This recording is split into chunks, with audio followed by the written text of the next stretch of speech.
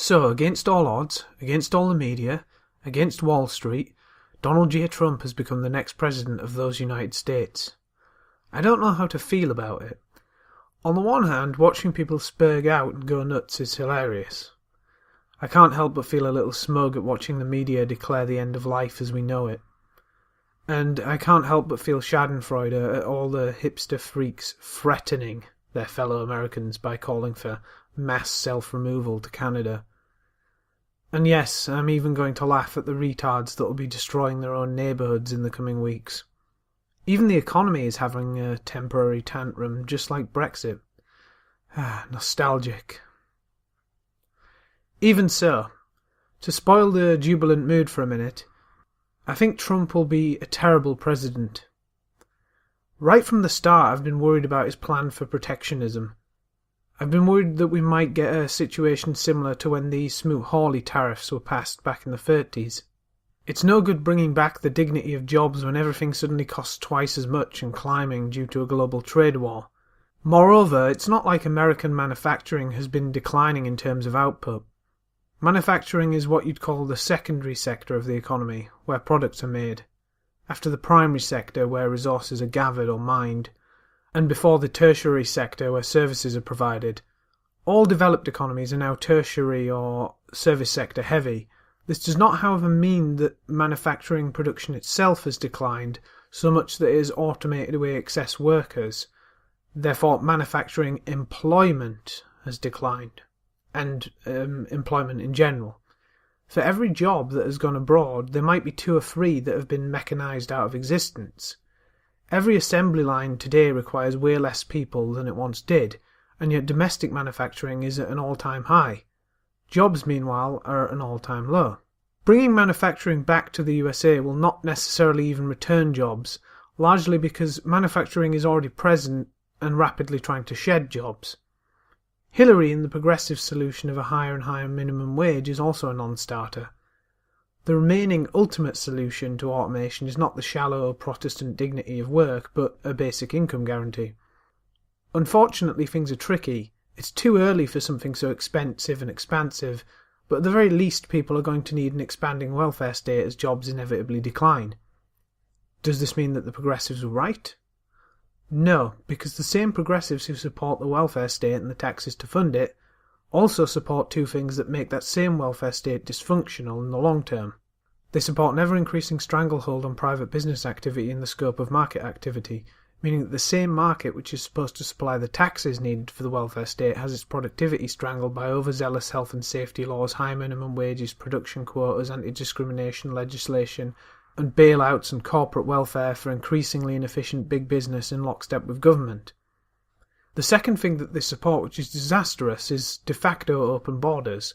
This not only strains budgets by increasing the dependency ratio rapidly through the incentivisation of migration, but also decreases support for the welfare state, as it has been established that societies without high cultural stratification have high support for such measures politically.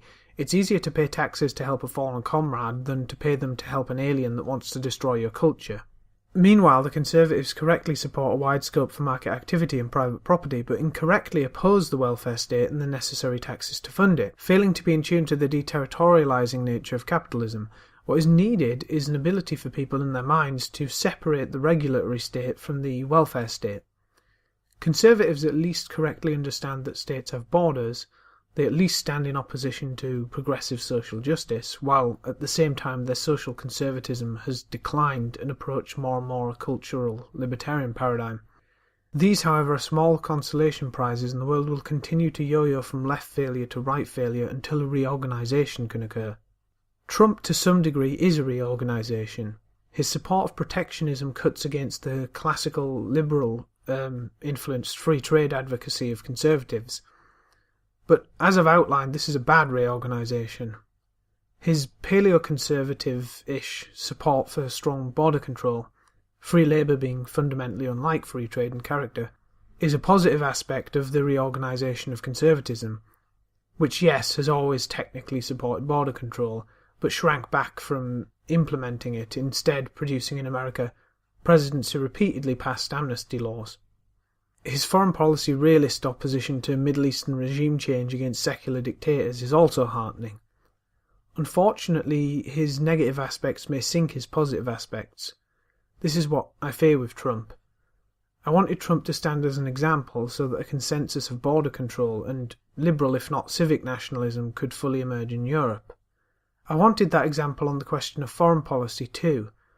The disasters of Iraq, Libya and now Syria are instructive towards a path to end neoconservatism.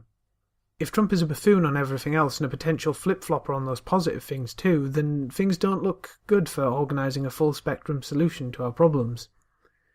If at the end of 4 years Trump's legacy is an absolute disaster, or if he gets, he might even get impeached before then that will only embolden the progressives, causing them to double down. This is part of why I briefly considered the poison pill of Hillary Clinton. Maybe they needed to fail more before they would learn. Being a non-American, it's all academic to me in terms of concrete support, but all too concrete in terms of real consequences. As I said in my comparison video, the answer ultimately comes down to picking between, well, to paraphrase, a buffoonish person who supports some terrible things and some vital things to support in equal measure, versus a terribly competent, predatory candidate who supports pretty much everything I hate and is committed to a path that could lead to World War III at worst and the further spread of Islamic terror at best, with the only consolation being her support for a smattering of inconsequential things I also support on paper, but which have largely already been achieved, so it had to be Trump. But my God, what a horrible choice. I'm always a pessimist in the short term, and an optimist in the long term. But maybe for now I should temporarily reverse that and enjoy myself a little. Perhaps it's time to dine on salt before we eat crow.